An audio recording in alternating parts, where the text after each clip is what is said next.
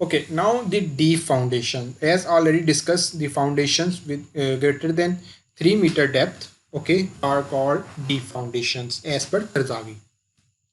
Deep foundations to transfer the load deep into the earth. Okay, basic types: drilled and driven.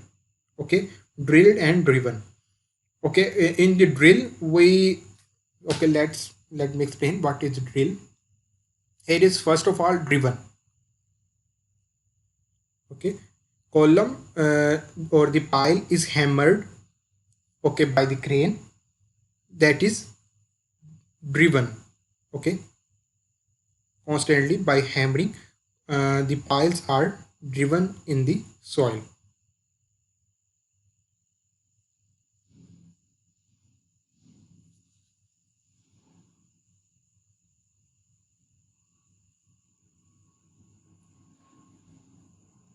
Okay, this is the hard strata or the very stiff soil. Now above the piles, the pile cap or the slab is provided above the piles, and the load of the structure rests on this pile cap, and then load transfer to the piles. Okay, this is the driven piles with the hammering. Now what is cast in place? First, you can see by the rig, drilling is done and the soil material will bring outside. Okay, you can see on the sides. Then the reinforcement is inserted in that, and after that concrete material is filled in these piles. Okay, after above these piles a pile cap is provided, which is connected to the column from which is coming from the above building. That are the both types. Other name is auger cast piles. Okay, now I hope that is clear. Drilled and poured concrete and driven.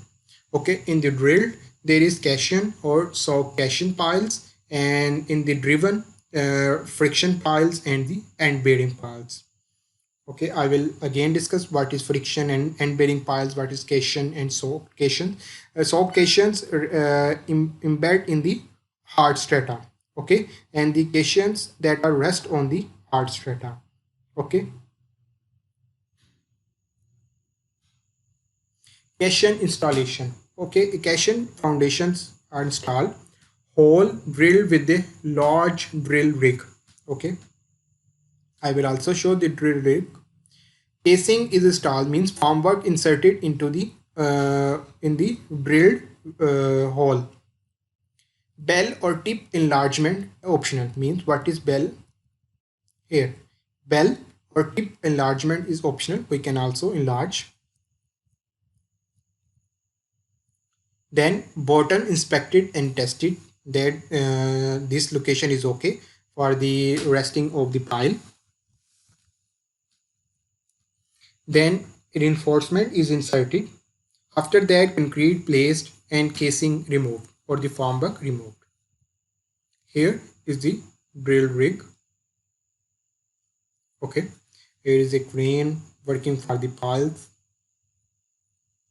Driven piles. Okay, there are basic types of piles: end bearing pile and friction pile. What is the difference between? Here is the broader spec. Okay, when the pile is embedded in the soil, if at the bottom there is this the pile is in the same soil, okay, and that is the friction pile. And if in the soil the pile is rest on the stiff or the hard rock strata, okay, so that is end bearing piles. Okay, in this pile the two types of resistance pile face. One is the very strong stiff or hard rock strata which support the pile, that resistance, and the second resistance the skin friction. Okay, that pile provide against the loading.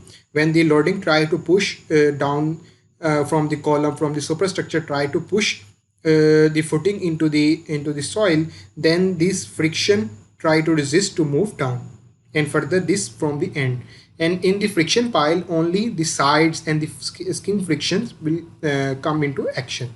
That is the difference between the friction pile and the end bearing piles.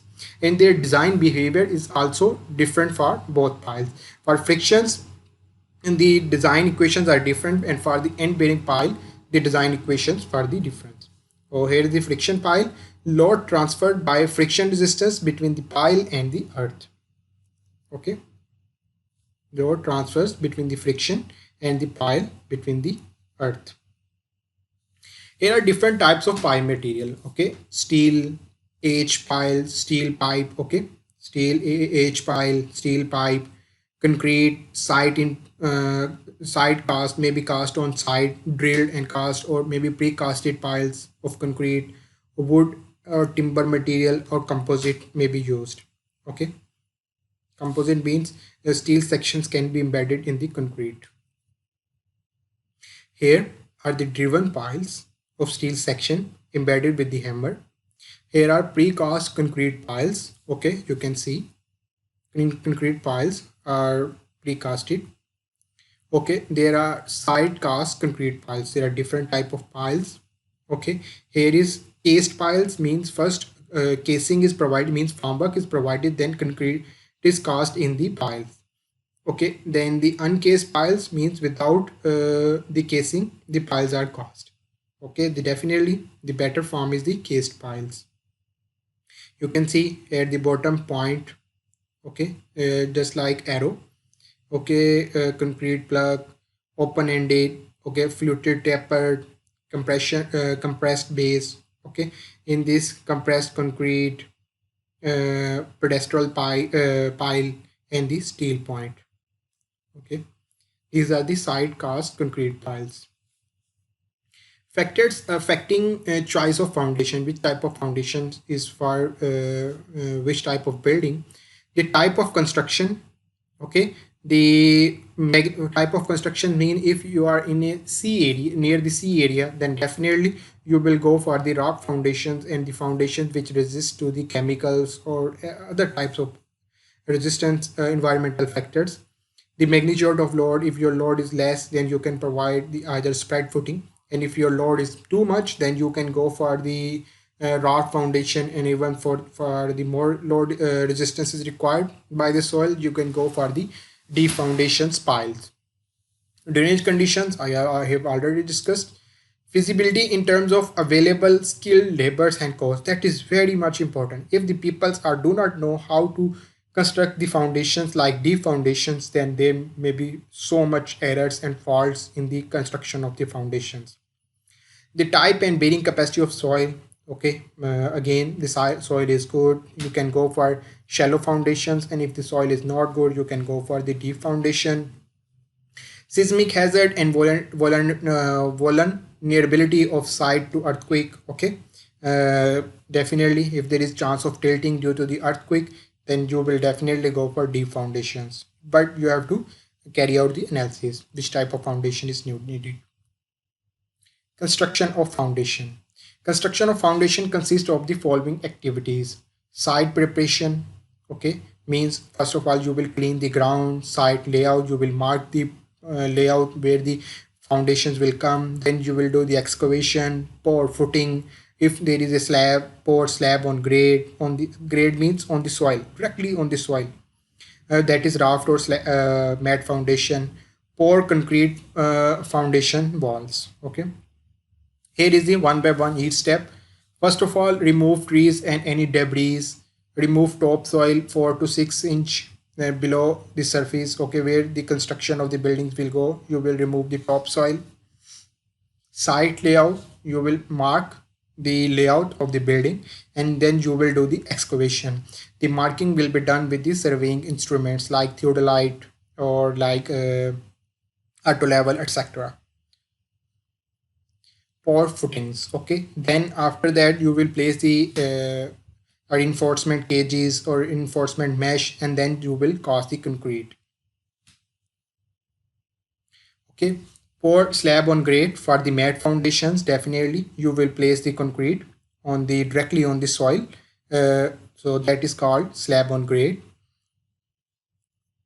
These are simple steps. First of all, install the reinforcement cage, and if there is any point welding is needed, okay, or if the welding wire fabric is needed to avoid the shrinkage, then you will place the concrete or pour the concrete, then finish the slab surface. Okay, these are the masons which are doing the finishing of the concrete slab. Then pour concrete foundation walls if they after the constructing of the base or the raft or the mat foundations. Then you will construct the walls of the foundations. Okay, first of all you will construct the formwork, then you will pour the reinforcements, okay, or the steel bars, then pour the concrete in this formwork. Install anchor bolts into the semi-cured concrete. What it means, for example, if after the construction of these foundation walls, if you have to build the steel column, then definitely at the bottom of the steel column you have to provide the anchor bolts, and anchor bolts should be already present before the construction of the steel column. Okay, so you will embed the anchor bolts into the concrete in the fresh state. After pouring the concrete walls, then you will apply some protection material. You will first of all you will allow the concrete to hard, or after passing the hydration process, concrete gain its strength. Then you will apply waterproofing, like you can provide the asphalt or some paint material. Then you will do the backfilling. These are the reference books. So that's all for today's lecture. Have a nice day.